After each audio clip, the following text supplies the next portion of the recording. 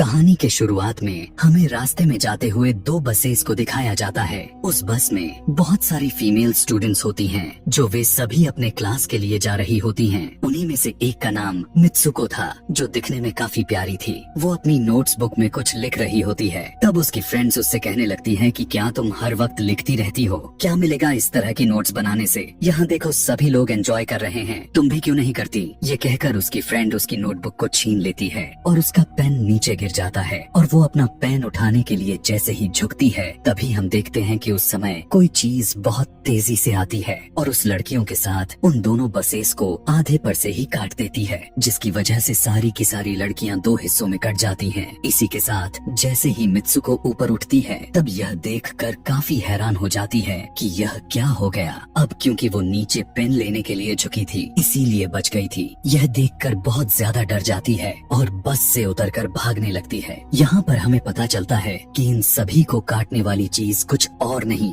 बल्कि हवा ही थी, जो सभी को काट रही थी। यह हवा अब मित्सुको के पीछे भी पड़ जाती है। यह देखते हुए मित्सुको चिल्लाते हुए काफी तेजी से भागने लगती है। भागते समय उसे आगे चार लड़कियां और भी दिखाई देती हैं और वो उन्हें झुकने के लिए कहती है, लेकिन काफी देर हो चुकी थी। वो हवा उन्हें भी आधे पर से काट कर चली जाती है। लेकिन उनमें से मित्सुको एक लड़की को बचा लिया था कि तभी इन्हें कुछ साइकिलिंग करते हुए लड़कियां नजर आती हैं, जो कहीं पर जा रही थीं। उन्हें भी ये बचाने की कोशिश करती हैं, लेकिन वो हवा उनके साथ भी वही करता है जो अभी इनके दोस्तों के साथ हुआ। और इसी दौरान वो लड़की भी मारी जाती है, जिसे अभी उस अदृश्य चीज से बचाया था। अब वो यह देखकर काफी डर जाती है और वो इधर उधर भागने लगती है। आगे हम देखते हैं कि मित्सुको जब एक नदी के पास जाती है, तो वो यह देखकर हैरान हो जाती है कि उस नदी में भी पहले से बहुत सारी डेड बॉडीज पड़े हुए थे, जिसने हवा ने यानी उस अदृश्य चीज ने काट दिया था। वहाँ से वो एक डेड बॉडी के कपड़े लेकर चेंज कर लेती है। अगले सीन में हम देखते हैं कि मित्सुको चलते चलते एक स्कूल में पहुँच चुकी है, जहाँ पर और भी बहुत सारी फीमेल स्टूडेंट्स थीं।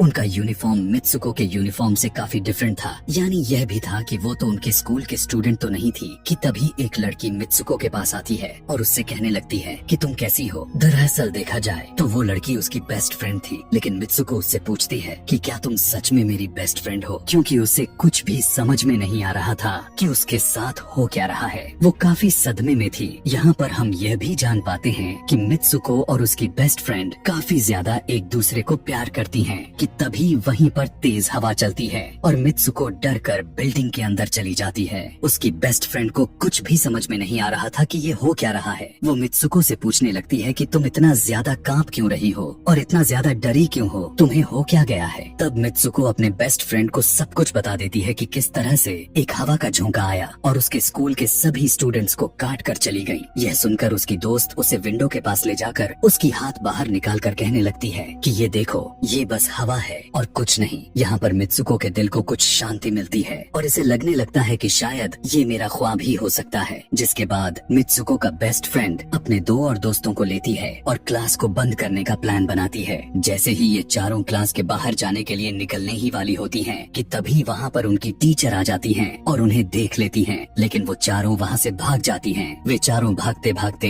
एक लेक पर आ जाती हैं। वहाँ पर मित्सुको की बेस्ट फ्रेंड अपने दोनों दोस्तों को भी उसके ख्वाब के बारे में बताती है। तभी उनमें से एक लड़की कहती है कि हो सकता है कि यह सच हो, जैसे मिरर वर्ल्ड होती है, जहाँ पर इस दुनिया से ऑपोजिट यानी उल्टा होता है। यह कहकर वो तालाब में एक पत्थर फेंक कर कहने लगती है कि देखो, यहाँ पर मैंने तो पत्थर फेंका है, लेकिन हो सकता है कि दूसरी दुनिया में मैंने ऐसा ना किया हो। कि तभी अचानक से उस तालाब में से एक क्रोकोडाइल निकल कर आता है, उसमें से एक लड़की को खा जाता है। फिर वो लड़की कहने लगती है कि देखो, मैंने कहा था ना, जो इस दुनिया में होता है वो उस दुनिया में बिल्कुल भी नहीं होता, और जो उस दुनिया में हो रहा है वो इस दुनिया में नहीं हो सकता। तो इसको भी उसी दुनिया में मगरमच्छ ने खाया है। और यहाँ पर ये देखो, ये तो बिल्कुल सेफ है। उसी लेक के पास एक बिस्तर यानी एक बेड नजर आता है। ये चारों उस बेड से तकिए को उठाकर खेलने लगती हैं कि तभी हम देखते हैं दूर से दो लड़कियां इन्हें देख रही थीं। उन दोनों लड़कियों में से एक ब्राइडल बनी हुई थी,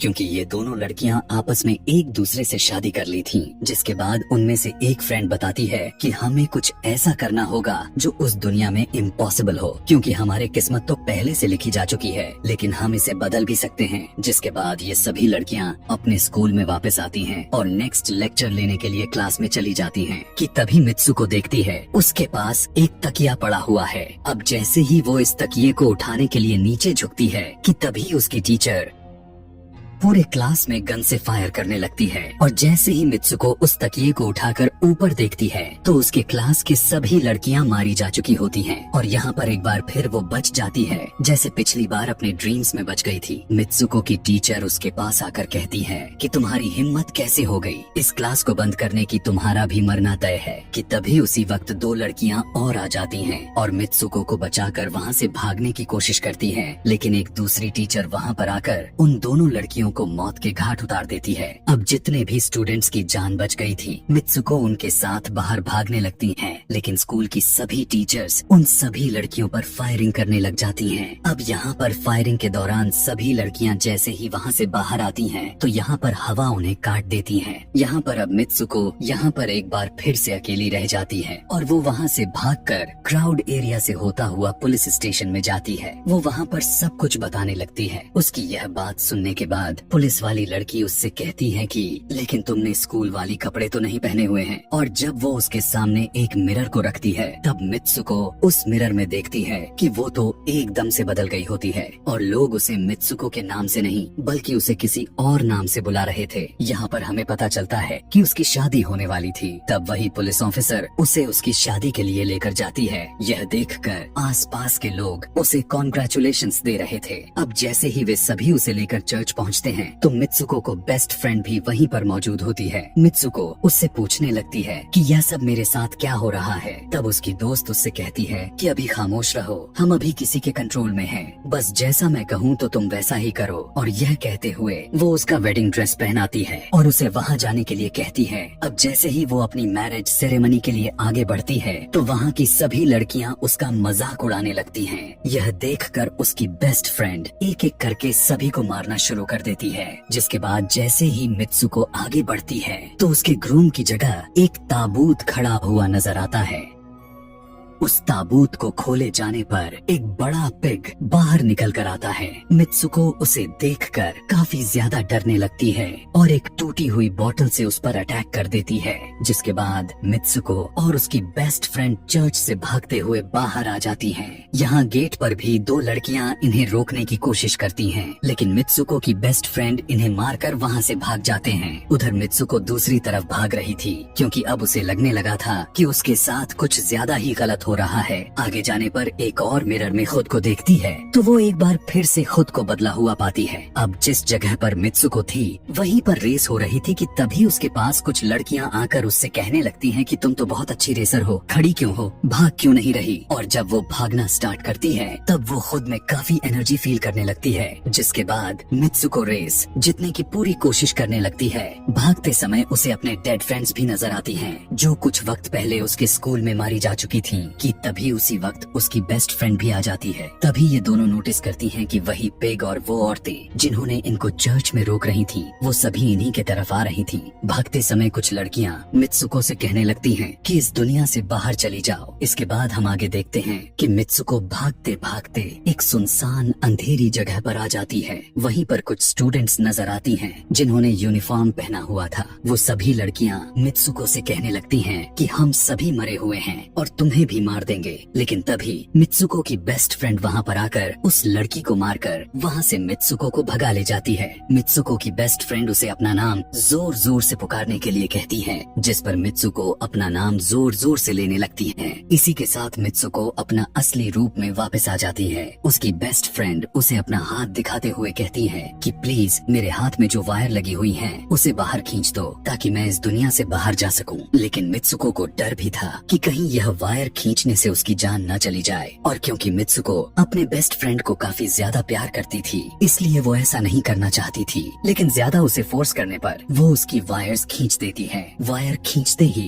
उसकी बेस्ट फ्रेंड की बॉडी दो हिस्सों में बट जाती है और तभी उसी वक्त उसे एक गेट नजर आती है। उस दरवाजे से बाहर आने पर वो देखती है कि अब वो आदमियों की दुनिया में आ चुकी है। वहीं पर उसके पोस्टर्स भी लगे हुए थे। जिस पोस्टर को कुछ लड़के देख रहे थे तभी एक लड़का मित्सुको के पास आकर कहता है कि तुम तुम फ्यूचर में हो, इस बात को सुनते ही वो बेहोश हो जाती है। कुछ टाइम के बाद जब उसे होश आता है तब वो आगे बढ़ती है। तब वो देखती है कि एक बूढ़ा आदमी गेम खेल रहा होता है और उसी गेम में मित्सुको वही कैरेक्टर नजर आती है जो अभी बनी हुई है। मित्सुको को देखते ही बूढ़ा आदमी कहने लगता है कि मैंने ही इस गेम को बनाया है और मैं ही हूँ जो तुम लोगों को कंट्रोल कर रहा हूँ। तुम तो बहुत पहले मारी जा चुकी थी, लेकिन मैंने तुम्हारा डीएनए लेकर तुम्हें फिर से बनाया। मित्सुको को जब यह बात सुनकर उसे पता चल जाता है कि यह एक गेम है तो उसे लगता है कि शायद मैं अभी भी अपने दुनिया में जा सकती हूँ। कि तभी उसी समय एक आदमी आता है और मित्सुको को अपने पास बुलाने लगता है। तब वो बूढ़ा आदमी मित्सुको से उसकी आखिरी लेवल को कंप्लीट करने के लिए कहता है।